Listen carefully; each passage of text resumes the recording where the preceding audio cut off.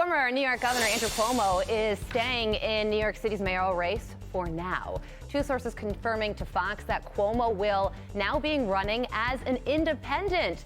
That's in addition to Mayor Eric Adams, who officially announced his bid for re-election yesterday.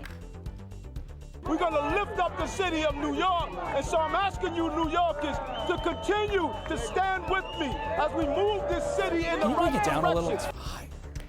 The two will face progressive upstart Zohran Mamdani, who shocked the political world on Tuesday after winning the Democratic mayoral primary. Oh, my goodness. Oh, my goodness. Speaking of which, that socialist candidate, he is beginning his media tour by openly touting his radical ideology.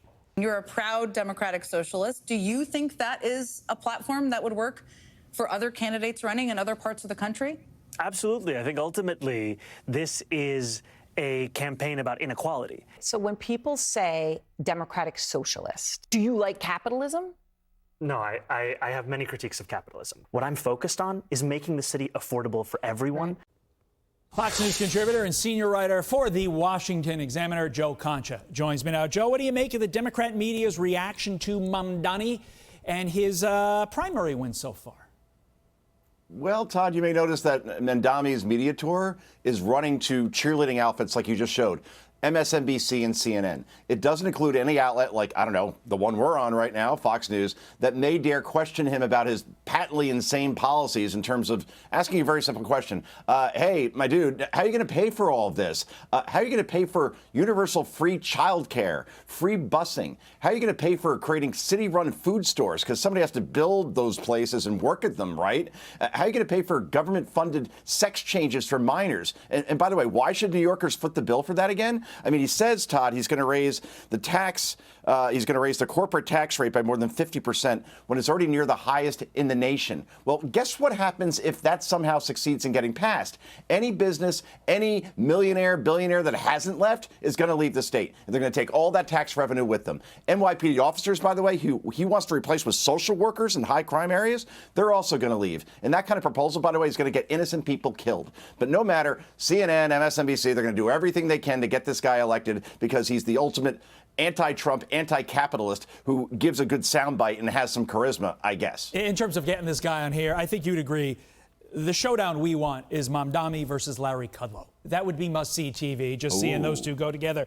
Talk about capitalism. Yes. But before we say all Democrats are on board with this, I think it's important to point out that Mamdani has not received support or endorsements from the big players in New York Democrat politics. I'm looking at Hakeem Jeffries, I'm looking at Chuck Schumer, and I'm also looking at Kirsten Gillibrand, who condemned him on a number of topics. Take a listen.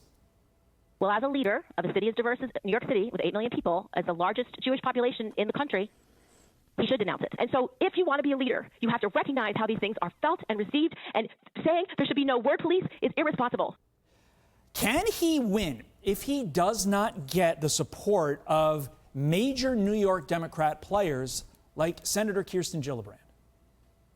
Wow, Kirsten Gillibrand sounds like that person who talks at the end of commercials, like with the disclaimer. Boy, that was a fast talker there. It was a little fast. Yeah, to your point, Todd, I think Zohran Mamdani is counting on the establishment not endorsing him.